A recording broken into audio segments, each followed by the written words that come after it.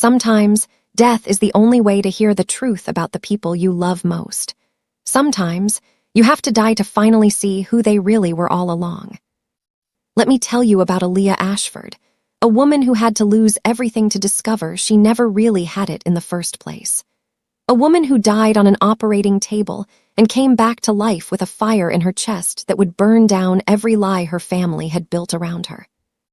Besties, before we continue, let me ask you a question. Have you subscribed to our channel?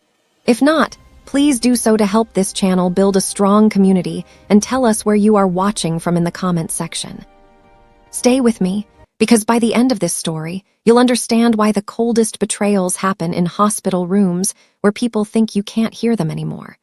You'll understand why sometimes the dead know more about the living than the living know about themselves. And you might just realize that the people praying for your recovery are the same ones secretly hoping you never wake up.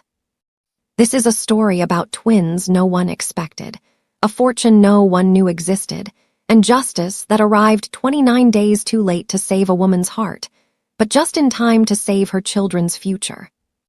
Aaliyah Ashford was 28 years old when she went into labor on a Tuesday morning in September 2024.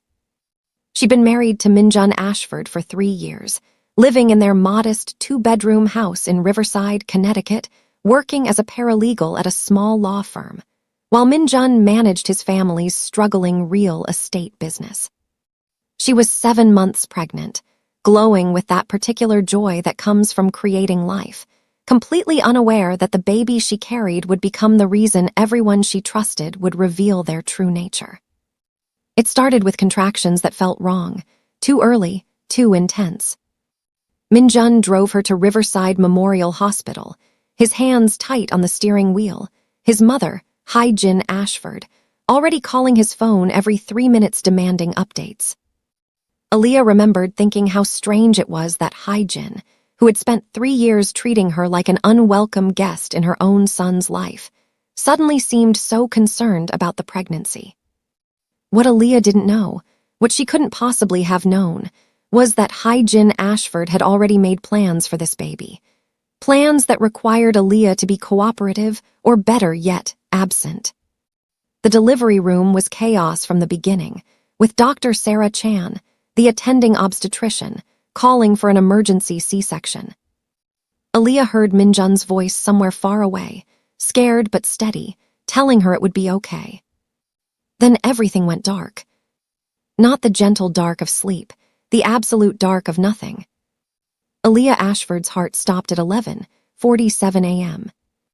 The monitors flatlined. The medical team worked with desperate efficiency, compressions, medications, controlled chaos. For 4 minutes and 32 seconds, Aaliyah Ashford was clinically dead. But here's what the medical books don't tell you about those minutes between life and death. Sometimes, consciousness doesn't leave. Sometimes, it just relocates, trapped in a body that won't respond, in a mind that can still hear everything. Aaliyah woke up in that darkness, to the sound of her baby crying. No, not one baby. 2 distinct cries, overlapping, creating a harmony of new life. Twins, she heard Dr. Chan say, her voice filled with wonder and relief. She was carrying twins. We had no idea. The second baby was hidden behind the first on every ultrasound. Aaliyah tried to speak, tried to move, tried to open her eyes. Nothing. Her body was a prison, and she was locked inside, conscious but completely paralyzed. The medical term is locked-in syndrome, a rare complication where the patient is aware but cannot move or communicate.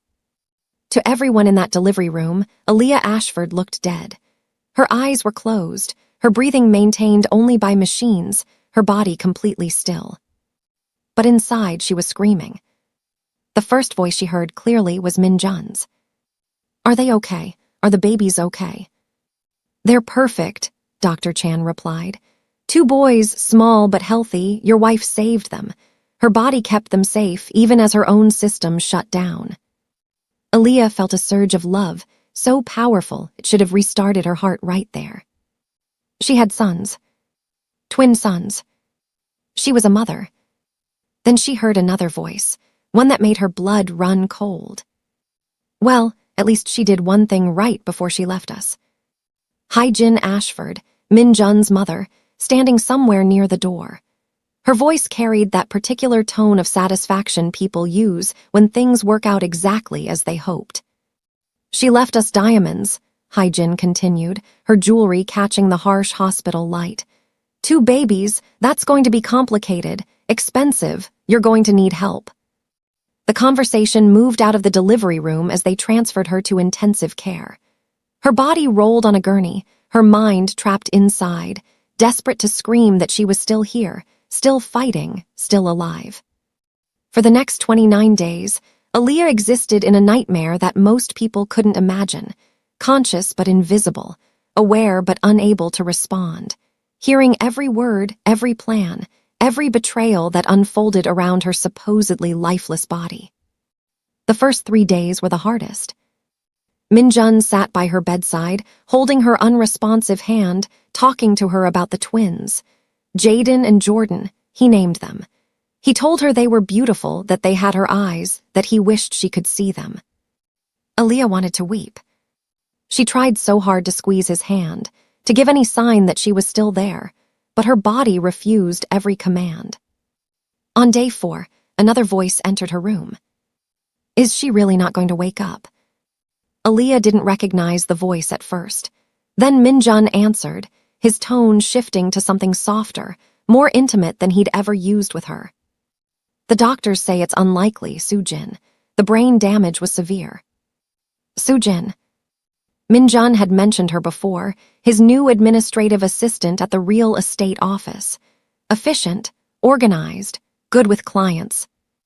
It's just so sad, Soo-jin said. You were going to leave her anyway, now you're stuck like this, waiting. The words hit Aaliyah like physical blows. Going to leave her. What? Soo-jin continued.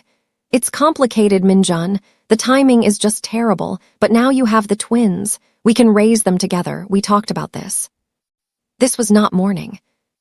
This was inconvenience, interrupted by her refusal to die cleanly.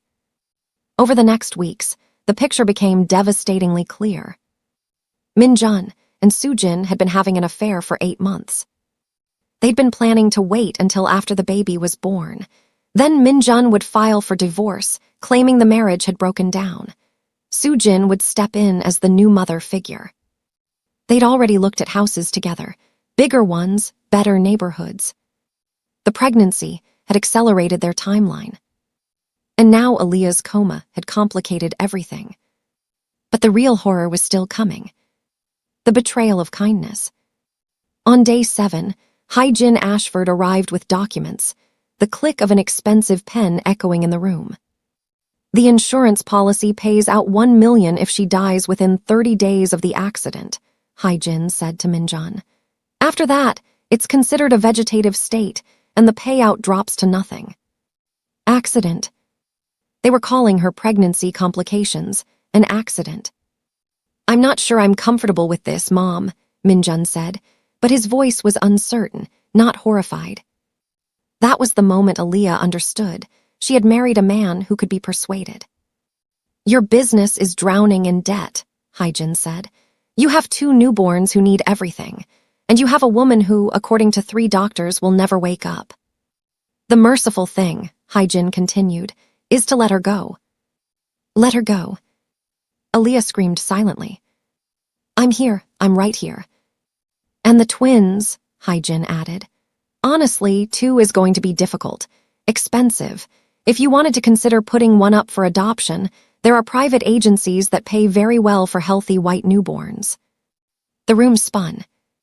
Aaliyah's consciousness tilted, horror too massive to process. They were discussing selling one of her children like a used car. Mom, I can't. You can't afford not to, Jin interrupted. Think practically, Min Jun, keep one twin. Let a wealthy family take the other. The child gets a better life. You get the financial freedom to raise one properly. Which one? Min Jun asked. Whichever one the agency thinks will place easier, Jin said dismissively. It's not like they have personalities yet. They had names. Jaden and Jordan. They were 7 days old, and their grandmother was casually discussing which one to sell. Over the following days, Aaliyah listened. She listened as Haijin made phone calls to private adoption attorneys. She listened as Minjun and Sujin discussed their future, planning a life that had no room for both twins. She listened as nurses debated whether to discontinue life support, whether it was cruel to keep her alive when there was no hope. But there was hope. Aaliyah herself was fighting, her consciousness pushing against the paralysis, trying desperately to find a way back to her body, back to her babies. On day 14, a lawyer arrived. Aaliyah heard the expensive shoes on linoleum, the careful professional voice explaining estate documents to Minjun. "Your wife had no will," the lawyer said, "which means under Connecticut law, everything goes to you as the surviving spouse, and then to the children." "There's nothing," Minjun replied bitterly. "She worked as a paralegal. We have about 12,000 in savings."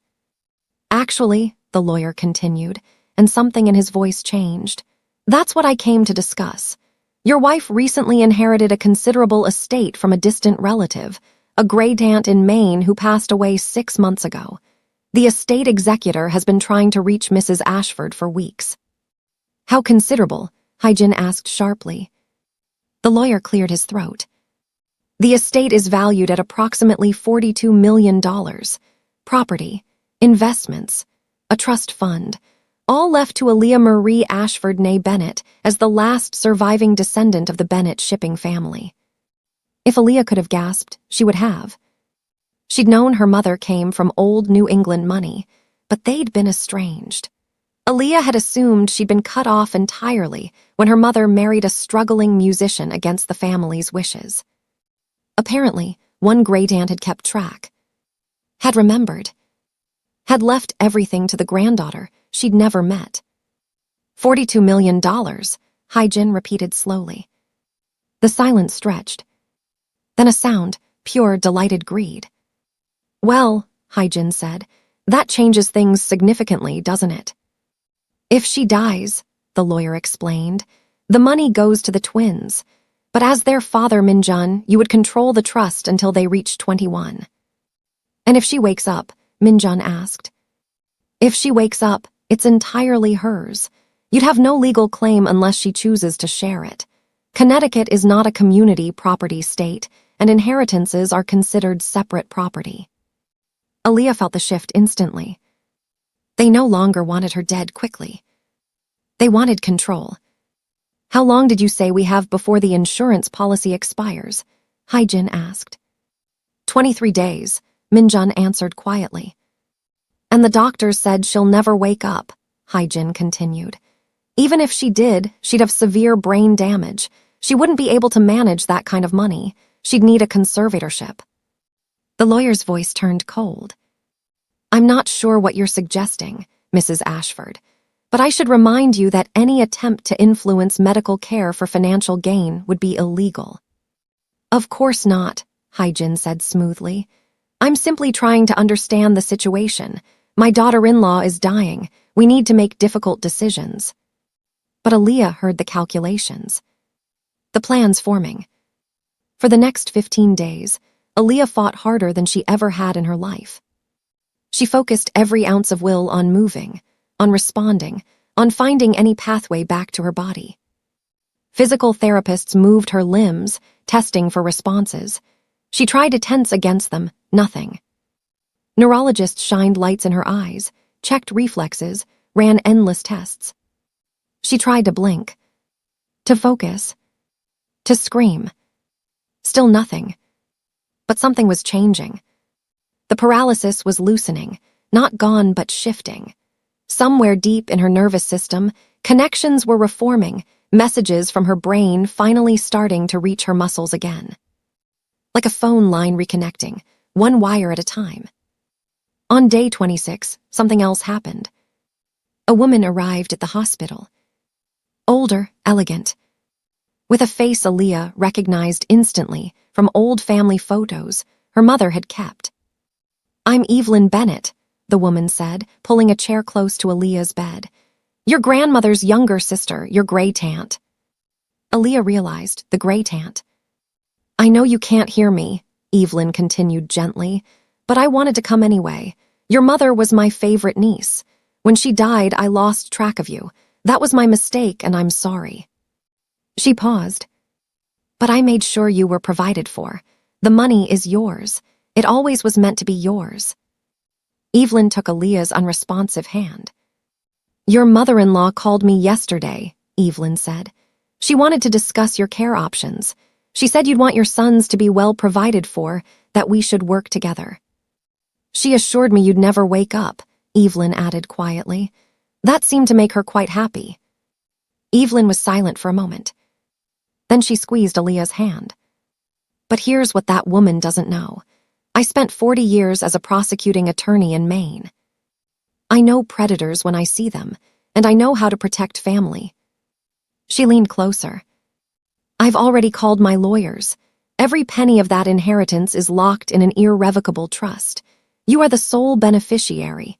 If you die, it goes directly to your children, held in trust that neither your husband nor his mother can touch until the boys turn 25.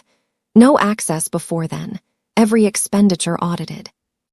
And then, calmly, I also hired a private investigator. Let's see what we find, Evelyn said quietly. Over the next 3 days, Evelyn Bennett was a whirlwind. She hired round-the-clock private nurses to document every visitor, every conversation. She requested copies of all of Aaliyah's medical records. She attended every doctor's meeting, asking pointed questions, challenging assumptions, and making it clear that Aaliyah Ashford was not alone. She waited. On day 29, at 2:47 in the afternoon, Aaliyah's finger moved. Just one finger. The smallest twitch. But the nurse saw it immediately. Dr. Chan, she called, we have movement. Within minutes, the room filled with medical staff. Aaliyah, if you can hear me, try to squeeze my hand, Dr. Chan said. Aaliyah focused, every atom of her being on that hand. Squeeze. Squeeze. Squeeze. Her fingers contracted, weakly but unmistakably. The room erupted in controlled excitement. More tests. More commands. Blink your eyes. Move your toe. Squeeze again. Each response took monumental effort. But Aaliyah gave them. She was coming back. After 29 days of silence and imprisonment, she was finally coming back. By evening, she could open her eyes. The light was blinding, painful, but it was the most beautiful thing she'd ever seen. Faces swam into focus. Dr. Chan, smiling. Nurses, amazed. Evelyn, tears streaming down her elegant face. And in the doorway, looking like he'd seen a ghost, Minjun Ashford. Behind him, Hyjin's face was ashen, her mouth opening and closing soundlessly. Aaliyah's lips moved. Her voice came out barely a whisper, rough from weeks of disuse. My babies, she managed. Where are my babies? They're in the nursery, Dr. Chan said gently, and I believe it's time we discuss some things. Thank God, Minjun said. We thought we'd lost you.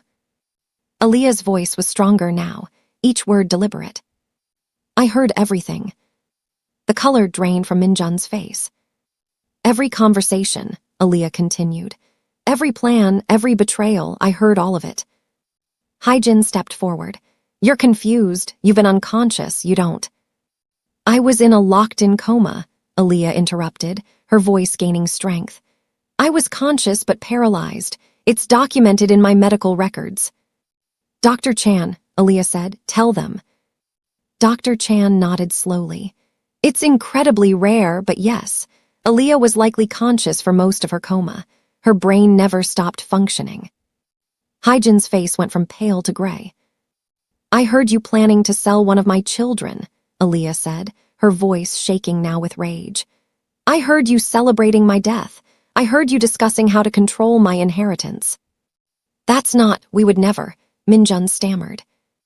$42 million, Aaliyah said. That's what my great-aunt left me. Money you'll never touch, money you were so eager to steal. Evelyn stepped beside Aaliyah's bed, her presence commanding. I've already secured the inheritance in a trust that neither of you can access, Evelyn said. I've also hired investigators who discovered some interesting things about unpaid taxes. Should we discuss those, Hai-jin? Hai-jin's mouth opened and closed like a fish drowning in air. And you, Min-jun, Evelyn continued. I believe your girlfriend, Soo-jin, would be interested to know that you've been promising her a future funded by your wife's death. The private investigator has recordings. Min-jun stumbled backward. Please, he whispered. Aaliyah, I can explain. Get out, Aaliyah said.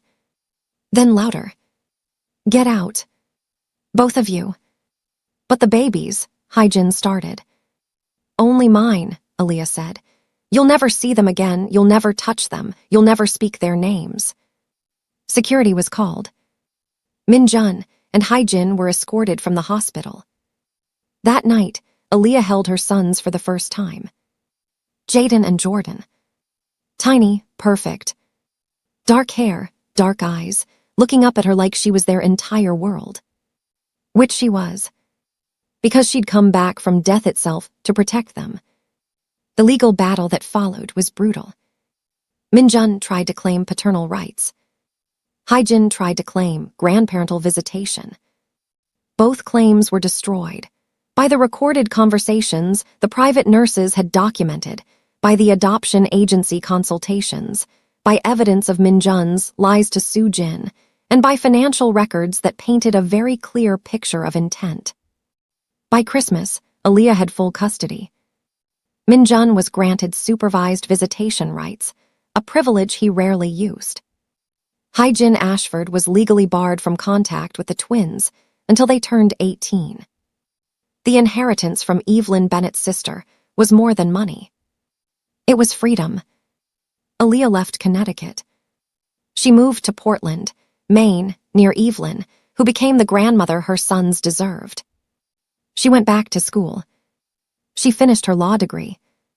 She specialized in family law because she understood something most lawyers don't. That betrayal happens in hospital rooms where people think you can't hear them. That sometimes you have to die to finally see the truth about the people you trusted most. Jaden and Jordan grew up knowing their story, not to scare them, but to teach them. To teach them that their mother had fought her way back from death to protect them. That was the kind of love they could trust. That was the kind of strength they inherited. And sometimes, on quiet nights, Aaliyah would tell them about the 29 days. She'd tell them about the moment her finger moved. About the look on their grandmother's face when she realized the woman she tried to erase had heard every word. What happened to Dad? Jordan asked once when he was 10. Aaliyah considered her answer carefully. He made choices, she said. Bad ones. He chose money over love, convenience over integrity. Those choices have consequences. Do you hate him? Jaden asked. Aaliyah smiled. No, she said. I pity him, because he had everything that mattered, and he traded it for things that never last. The truth is this. The betrayal Min-jun and Hai-jin showed Aaliyah in those 29 days, revealed exactly who they were. And Aaliyah showed them what real strength looks like when you refuse to stay dead. Sometimes, the greatest revenge isn't punishment. It's building a beautiful life with the people who tried to erase you, thriving in the space where they expected you to disappear. Aaliyah Ashford did exactly that.